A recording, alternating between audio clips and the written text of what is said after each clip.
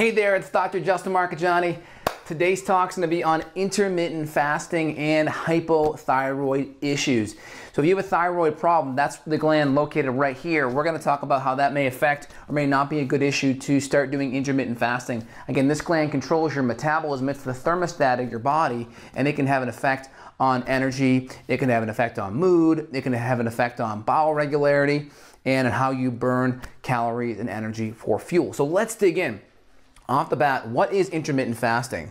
So when we're intermittently fasting, we're typically choosing a time frame that we're not eating during the day. Typically it's like a 16/8 or an 18/6, right? So the 16 or the 18 is the amount of time that we're fasting. So if I skip right down here, here's our time chart. Here's from midnight to midnight of the next day. So typically with intermittent fasting, if we're doing like a 16/8, if you will, we are fasting from essentially waking up at 6 a.m.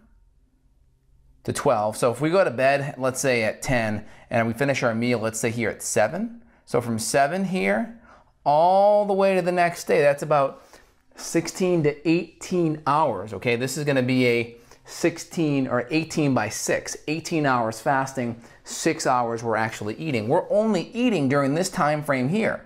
That's intermittent fasting. So we're getting some of the benefits of fasting without starving ourselves, and we'll go into how that works specifically.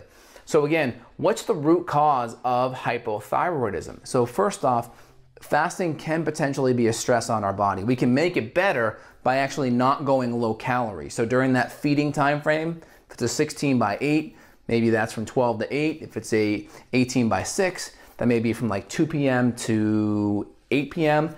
That's the time you're actually eating. If you can actually eat enough calories during that time frame according to what your body needs, that makes it much less of a stressor on your body. But again, the root cause of hypothyroidism could be autoimmune. There could be an issue where your immune system is attacking your thyroid. That can be exacerbated by gluten, leaky gut, of course, and also blood sugar swings. So if you're one of those people that if you skip a meal and you can't go without eating every 2-3 hours, there may be some blood sugar stuff that may make fasting right now not a good thing for you. Nutrition is important. Certain nutrients like selenium and zinc and magnesium, CoQ10, vitamin A, copper are essential nutrients for helping your thyroid activate. Your thyroid hormone activates by converting T4 to T3. And there's certain nutrients that are involved in that conversion. So really important that we're getting enough nutrition. If you already have a problem with that, and then maybe you're kind of creating this stress environment, you may not get enough nutrition in that day. Again, the key caveat with intermittent fasting is you have to still eat enough calories and get enough nutrition in during that time frame that you do eat, that 8 or 6 hour window that you choose to consume foods in. Next is stress hormones. When we're not eating, we can actually increase our cortisol and our adrenaline levels. So increased stress hormones and cortisol, that may also exacerbate our thyroid issue. Cortisol and adrenaline typically come together. So when our blood sugar drops or when we're used to having this reactive hypoglycemia roller coaster, blood sugar going up and down, this creates this whole insulin, cortisol, adrenaline cascade, and that can make it hard to have optimal thyroid function. Again, tyrosine is one of the main building blocks for our thyroid hormone. Tyrosine can also be shunted downstream to make our adrenaline too. So the more you're creating this stress kind of physiology, the more potentially you could be pulling some of those building blocks to making more adrenaline too. So again, if you're in a chronic stressed out state, thyroid issues and chronic stress tend to be connected because of that reason. Tyrosine is a building block for your stress hormones. At the same time, it's a building block for your thyroid. Infections, really important. What do infections do? It opens up the gut lining a bit, right?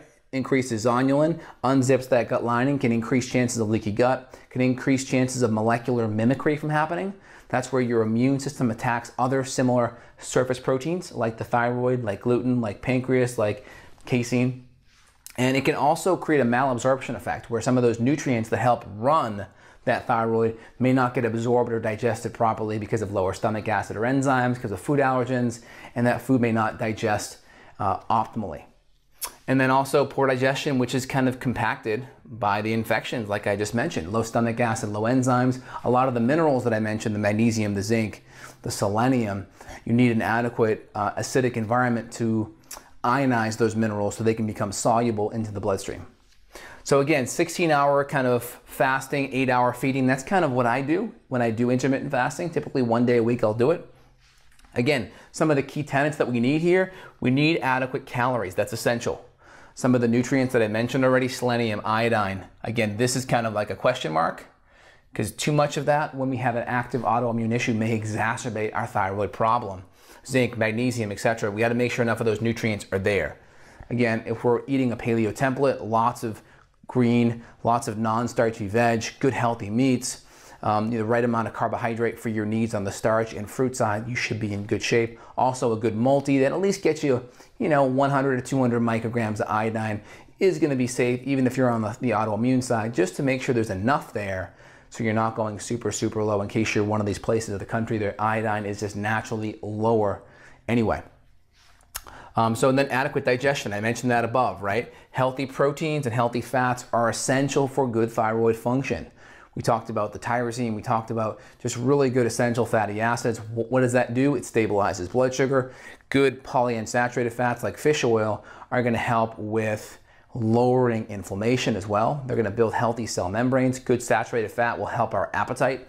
It'll help stabilize our blood sugar and provide really good building blocks for all of our cell membranes too. And also it helps decrease our cravings. So it's gonna really help our cravings and just really provide a good balanced approach so we can eat foods and not be having these insatiable things afterwards that are causing us to crave lots of gluten and sugary things that put us back on that blood sugar roller coaster. And then again, stabilize hormones. This is the first step, right? If you're already having thyroid issues, get the thyroid hormone issues dialed in. Typically, you have the right to have more than one problem going on at once. So if you're a female, you probably have some female hormone issues along with the thyroid, or at least some adrenal issues along with that thyroid. The thyroid may be the chief issue, but there may be some underlying issues with the other hormones in the background. So get those looked at, addressed, and assessed first. Again, testing first, right? Hormones, gut, and nutrients are essential to look at. Why the nutrients? I emphasize the conversion aspect. Why the hormones? Because the stress hormones are essential to basically blocking your thyroid from working optimally. Progesterone's intimately connected with making thyroid hormone too. So the more stressed you are, the lower your progesterone, the lower your progesterone, the lower your TPO. TPO is an enzyme that helps build thyroid hormone. So progesterone and thyroid function are essential. We absorb all the nutrients in the gut. So we talked about that above. So if we don't absorb it because of gut issues, infections, leaky gut, low enzymes, low acids, food allergens, that'll be an issue. And we talked about all the nutrients above and how important they are. And again, the primary benefits that you get from intermittent fasting happen during the fasting period. So I here stands for insulin. So we're dripping insulin out, let's say between 12 and 6 or 2 and 8 if we're going a 16/8 version. So this time frame of only having insulin there and all of the time frame that's not having insulin, this is where the benefit in intermittent fasting happens, is in this time frame of not having the insulin. This allows us to tap into burning fat more by punctuating and kind of bracketing off our insulin only being in that time frame. And it's typically better if we're going to exercise right on the tail end of that, because then we can break our fast with good nutrition in the right amount of carbohydrates, and that we can break that fast with good nutrition in case you go into a hypoglycemic drop after that exercise. So the benefits happen in the time frame where insulin isn't. Insulin between 12 and 6 or 2 and 8, so this is where insulin happens. The benefit and the fat burning happens outside of that time frame. That's where the mTOR gets suppressed and springs back. mTOR has good anti-aging effects, recycling of proteins. So these are really good effects that happen from punctuating and bracketing off our insulin in a small amount of time and keeping the rest in that fasting state while still consuming enough calories. Again, this is Dr. J signing off. If you're having questions, comments, or concerns regarding your blood sugar, your thyroid, your hormones, or your gut, now you at least know how and when to do intermittent fasting. Get your hormones and your gut right first, and then you could try engaging in it once a week. I did it yesterday, didn't eat breakfast, had a late lunch, or a late dinner, or early dinner, late lunch, so to speak, and then I ate again later on that night. So I had enough calories, but I used that whole day to fast leading up to my early dinner. Again, thanks for watching the video. Make sure you click below and subscribe. If you need to schedule a consult with myself, there's links below. And make sure you subscribe on YouTube. Click below as well so you can get access to more great videos coming your way. Thanks. This is Dr. J signing off. Take care.